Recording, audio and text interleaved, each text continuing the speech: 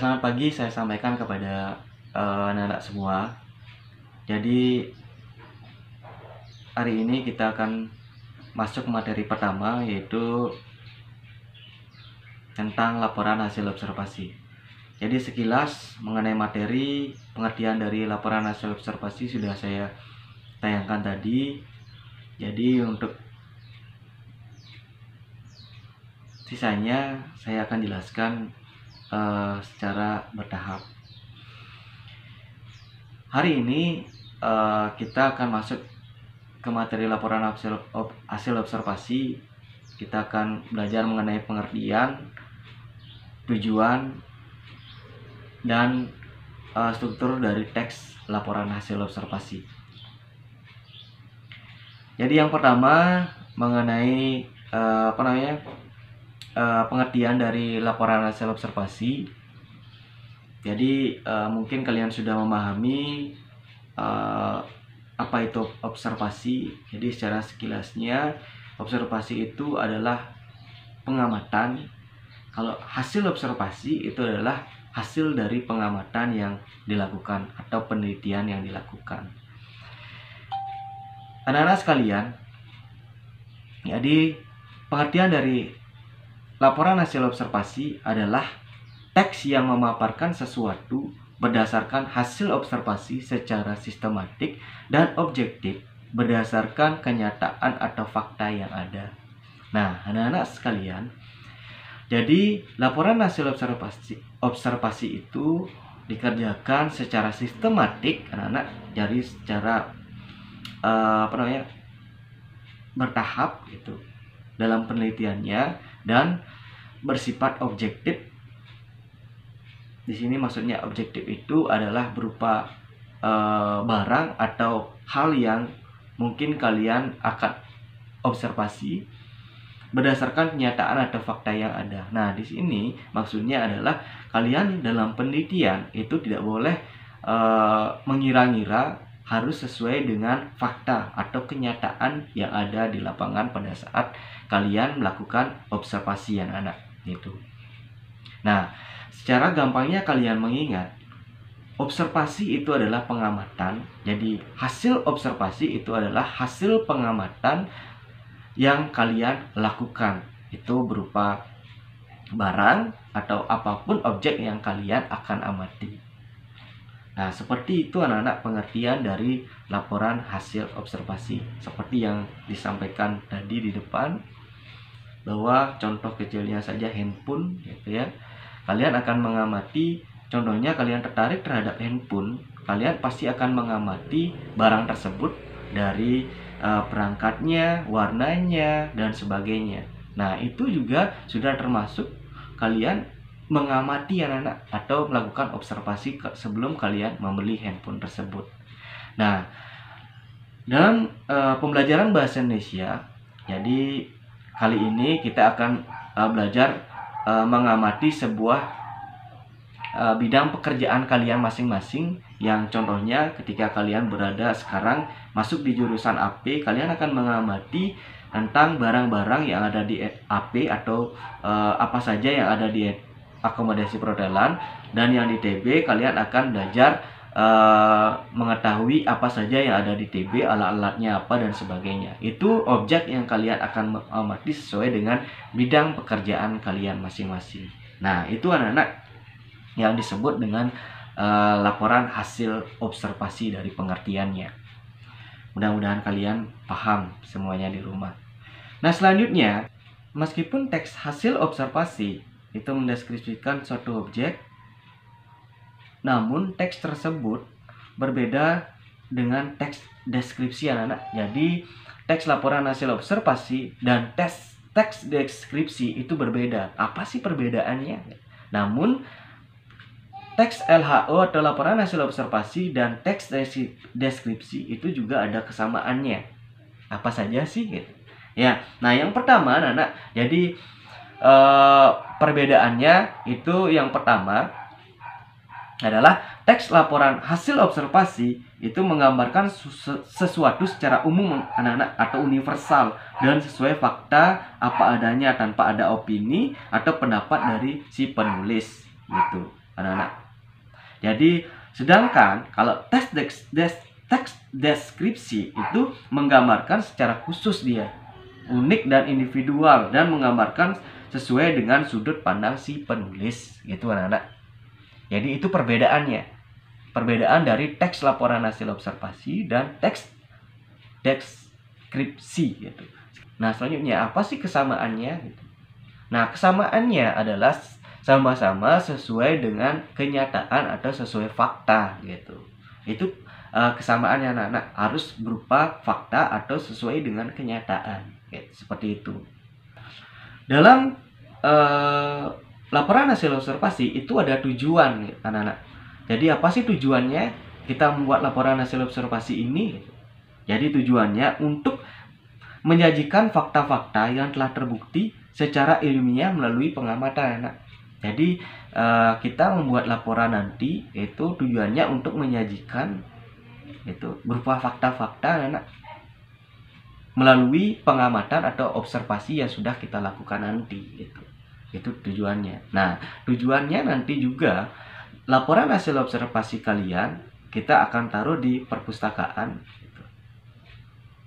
Agar nanti adik-adik kelas kalian atau kakak-kakak kelas kalian itu bisa membaca hasil dari laporan hasil observasi kalian tentang bidang pekerjaan yang kalian buat anak-anak gitu. Ya. Nah, itu secara umumnya anak-anak. Jadi secara umumnya tujuannya. Selanjutnya kalau tujuan secara spesifiknya itu, secara khususnya adalah bertujuan untuk mengatasi suatu persoalan. Yang kedua, bertujuan untuk menemukan metode atau teknik terbaru dalam penyajiannya maupun dalam penelitiannya gitu. Terus selanjutnya bertujuan untuk mengambil keputusan yang paling efektif dalam penelitian tersebut gitu. Dan yang terakhir bertujuan untuk menguji suatu hipotesa anak-anak gitu. Ya, dari penelitian-penelitian yang akan kalian lakukan gitu. Baik anak-anak, jadi kita masuk ke struktur teks laporan hasil observasi. Jadi struktur teks laporan observasi ini dibagi menjadi 3. Yang pertama itu adalah pernyataan umum atau klarifikasi. Yang kedua itu adalah aspek yang dilaporkan. Dan yang ketiga itu adalah penutup anak-anak. Nah, yang pertama dalam pernyataan umum ini merupakan pembuka atau pengantar tentang hal yang akan dilaporkan gitu. Nah, sekali lagi pembuka atau pengantar tentang hal yang dilaporkan seperti itu. Nah, dalam pengembangan pernyataan umum ini yang akan dilaporkan nanti itu dapat dijabarkan yang pertama itu melalui definisi umum namanya.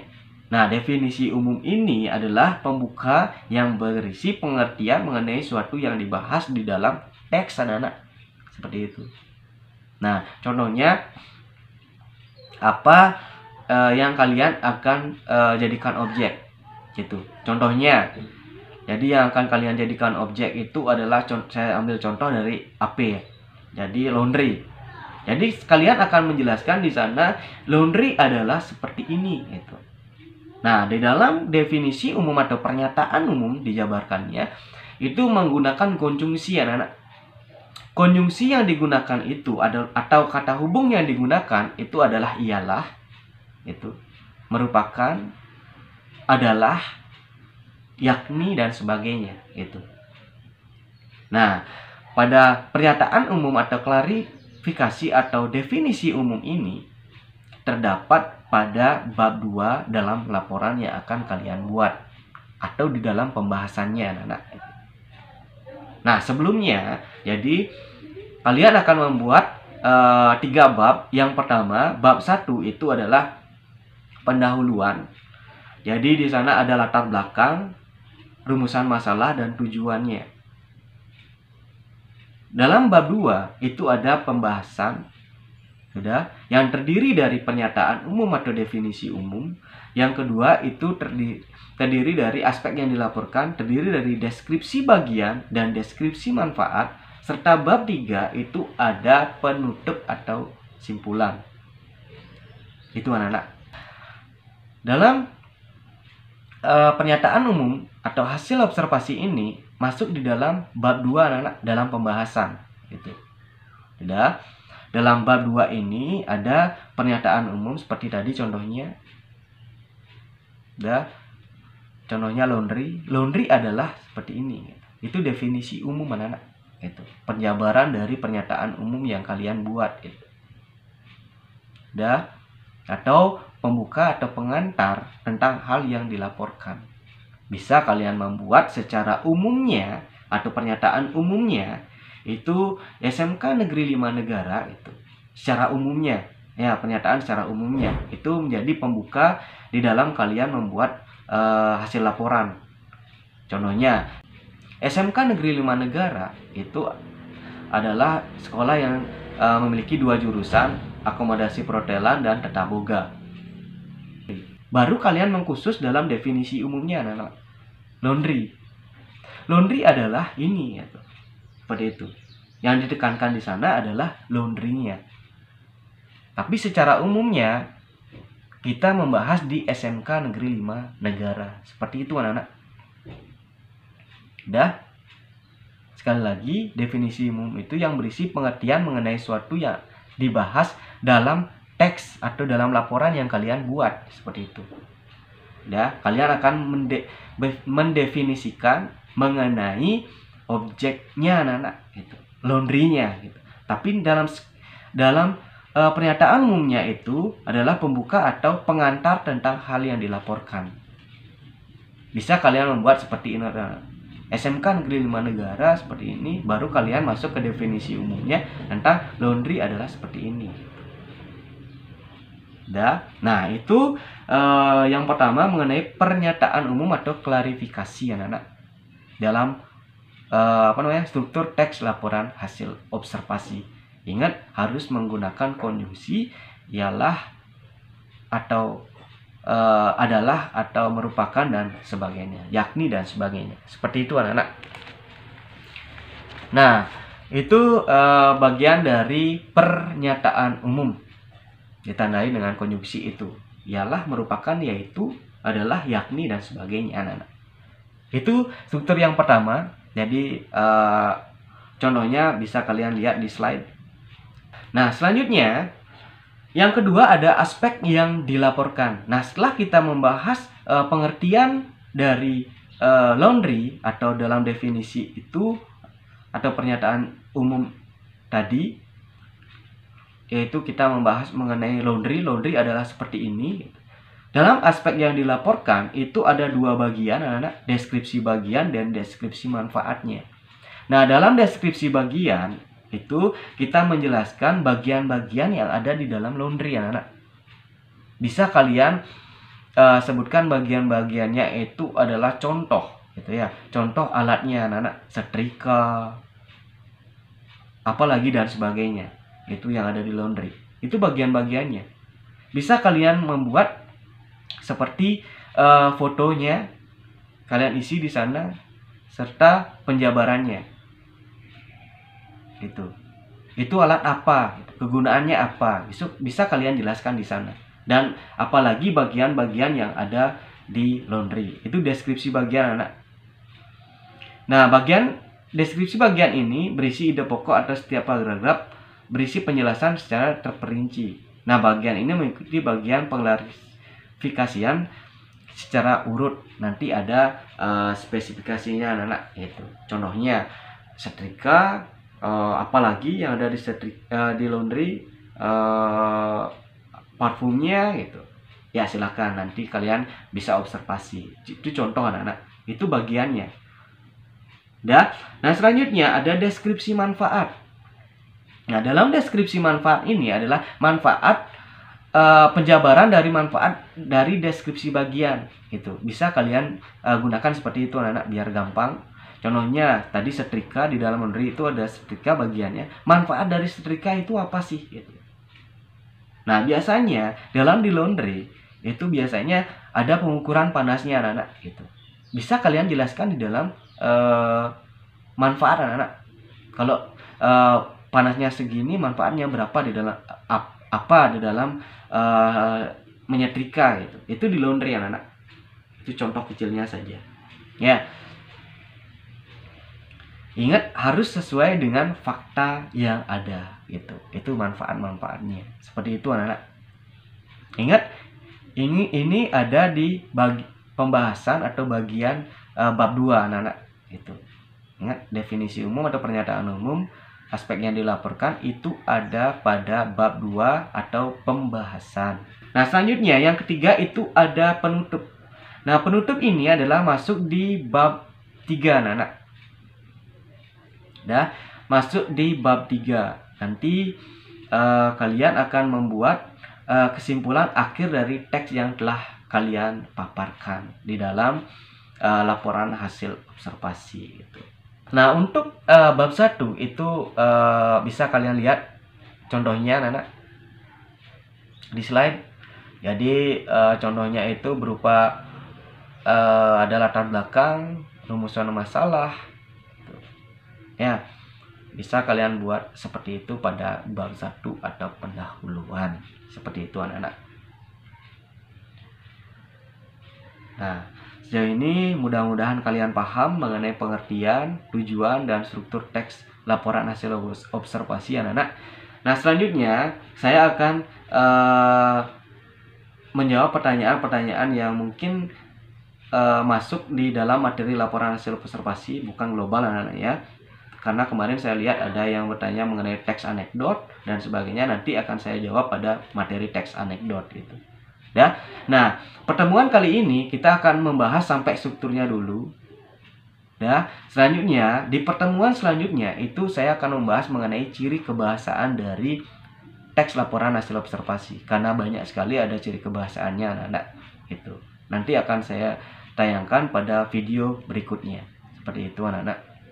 Jadi sampai di sini sampai strukturnya, mudah-mudahan kalian paham bagaimana cara membuatnya. Saya akan tampilkan pada slide contoh-contohnya dan sebagainya, seperti itu. Nah, baik anak-anak, jadi saya akan menjawab pertanyaan dari yang pertama, yaitu dari Novi Puspita. Ini Komang Novi Puspita, nomor absen 27 gitu ya. Kenapa teks laporan hasil observasi berbeda dengan teks deskripsi? Padahal kedua teks tersebut menyampaikan informasi secara fakta, lalu apa yang membedakan kedua teks tersebut? Nah, jadi sudah saya sampaikan di video di depan dalam penjelasan materi mengenai laporan hasil observasi, apa perbedaannya sudah jelas sekali di sana. Silakan mungkin itu yang bisa saya sampaikan biar gampang kalian mengingat. Jadi teks laporan hasil observasi itu berupa bersifat umum gitu ya, tanpa opini dari si penulis gitu. Sedangkan kalau teks deskripsi itu secara khusus dia anak-anak berisi opini atau pendapat dari si penulis gitu. Sudah. Nah, memang di sini kesamaannya adalah sama-sama bersifat fakta dia, terus sesuai dengan kenyataan. Nah, selanjutnya ada IKD Artane. IKD Artane pagi Pak. Kalau teks laporan hasil observasi selain pengamatan barang-barang boleh pengamatan objek Pak. Nah, IKD Artane jadi dalam pengamatan objek ini bisa berupa barang gitu, atau hal-hal yang mungkin bisa kita jadikan objek pengamatan gitu. Ya, itu maksudnya. Bisa berupa barang dan sebagainya. Ada? Pokoknya hal yang bisa kita amati atau bisa jadikan penelitian. Jadikan laporan hasil observasi seperti itu. Ya. Selanjutnya Niken tembang raras. Pertanyaannya, apakah teks tersebut juga memiliki kaidah kebahasaan tersendiri? Ya, jadi sudah saya sampaikan tadi. Jadi kaidah kebahasaan akan saya sampaikan pada pertemuan berikutnya dalam video berikutnya anak-anak gitu.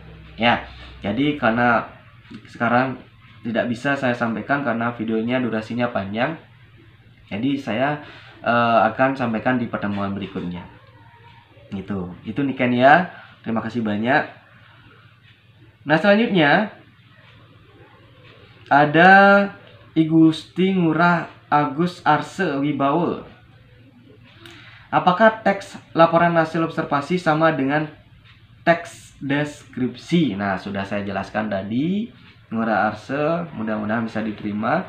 Selanjutnya dari Niputu Ayumita Wahyuni.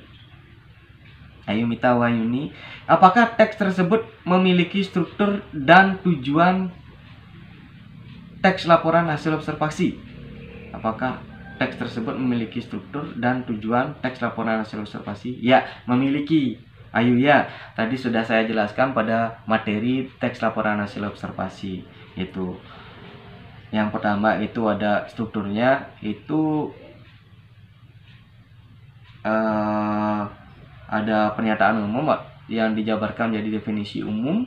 Yang kedua itu ada aspek yang dilaporkan yang dibagi menjadi deskripsi bagian dan deskripsi manfaat. Dan yang terakhir itu ada penutup. Dan tujuannya sudah disampaikan tadi untuk menyajikan hasil pengamatan sesuai dengan fakta-fakta gitu. Ya, hasil pengamatannya sudah saya sampaikan tadi di videonya. Nah, selanjutnya ada Widya Utami. Kenapa suatu teks dinyatakan laporan hasil observasi? Nah, ini pertanyaannya saya tidak paham gitu ya. Jadi mungkin kenapa suatu teks dikatakan laporan hasil observasi. Nah, maksudnya di sini mungkin kenapa teks dikatakan dengan teks laporan hasil observasi. Ya, sudah paham mungkin tadi sudah saya sampaikan pada video. Bisa kalian tonton di sana. Selanjutnya Marlina. Apakah tujuan dari teks laporan hasil observasi? Ya, seperti tadi sudah saya sampaikan dengan panjang lebar. Silakan bisa disimak di videonya. Terima kasih Marlina. Nah, terima kasih. Itu pertanyaan-pertanyaan yang saya dapatkan di kolom komentar yang mungkin mungkin yang bisa saya masukkan di sini, karena sisanya itu mungkin ada bertanya mengenai teks anekdot dan ada hikayat dan sebagainya. Itu akan saya jawab di pertemuan yang membahas mengenai materi tersebut gitu. Baik anak-anak, seperti itu yang bisa saya sampaikan. Jika ada pertanyaan silakan komentar di bawah, nanti akan saya jawab di pertemuan berikutnya dengan video atau materi ciri kebahasaan. Seperti itu anak-anak. Jadi mohon maaf jika ada salah kata. Saya ucapkan terima kasih banyak. Om Santi Santi Santi.